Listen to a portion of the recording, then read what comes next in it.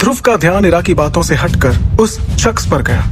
अपने सामने खड़े उस शख्स को देखकर ध्रुव के चेहरे का रंग बदलने लगा और उसकी आंखों में खून उतर आया। उस शख्स ने अपने दोनों हाथों में ग्लव्स पहने हुए थे और अपने लंबे बालों की पूनी बना रखी थी।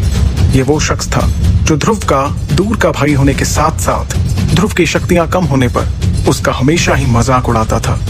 ये सनी ही था जो इरा के साथ प्रैक्टिस कर रहा था। आज जब ध्रुव अपनी शक्तियों में तीसरे सितारे से चौथे सितारे पर पहुंच गया था तो वो सनी से मुकाबले के बारे में सोचने लगा। तभी ध्रुव को अपनी अंगूठी में से विदुर की आवाज सुनाई दी। रुको, मैं जानता हूँ कि तुम उसे पसंद नहीं करते, लेकिन इस वक्त तुम्हें उससे उलझने की जरूरत नहीं है। और वैसे भी वो शक्ति का 7वां सितारा पार कर चुका है और अभी तुम सिर्फ तीसरे सितारे से आगे बढ़े हो। तो तुम्हारे लिए यही बेहतर होगा कि तुम अभी सनी से दूर रहो। ध्रुव आचार्य विदुर की बातें सुन ही रहा था कि तब तक सनी उसके और नजदीक आकर खड़ा हो गया। तब ध्रुव के पास में ही खड़ी इरा ने सनी से कहा, तुम्हारी प्रैक्टिस मेरे साथ चल रही है सनी, ना कि ध्रुव के साथ, तो बेहतर होगा कि तुम उससे दूर ही रहो। इतना कहते हुए इरा ने अपने दोनों हाथों को फैलाया और हवा में उड़कर सनी को पीछे धकेलने लगी। सनी भी इरा का सामना करते हुए हवा में पीछे जाने लगा। अगले ही पल दोनों मैदान के बीच में आ गए और एक दूसरे का मुकाबला करने के लिए तैयार हो गए। उन दोनों को ऐसे मुकाबला करता देख ध्रुव को इरा की फिक्र होने लगी।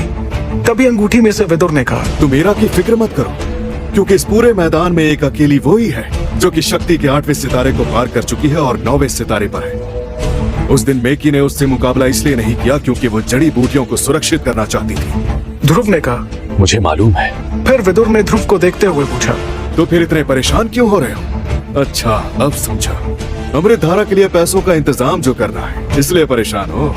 लेकिन तुम तो अपने बाबा की मदद भी नहीं लेना चाहते, ईरा की भी मदद नहीं लेना चाहते, तो कैसे करोगे इंतजाम? ध्रुव इस वक्त विदुर की बात जरूर सुन रहा था, लेकिन उसका पूरा ध्यान मुकाबले पर था। उधर विदुर अब फिक्र करते हुए दोबारा पूछने लगा, मैं तुमसे कुछ पूछ रहा हूँ। लेकिन ध्रुव ने कोई जवाब नहीं दिया। उधर मुकाबले में सनी ने तेजी से 10 से 12 कदमों को आगे बढ़ाते हुए इरा को पैर पीछे लेने पर मजबूर कर दिया।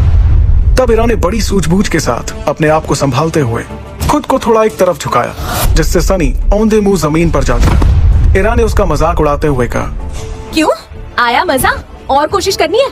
उधर विदुर की छटपटाहट से ध्रुव का अपनी अंगूठी पर ध्यान गया। विदुर ने दोबारा ध्रुव से पूछा, मैं तुमसे कुछ पूछ रहा हूँ, ये तुम पैसों का इंतजाम कैसे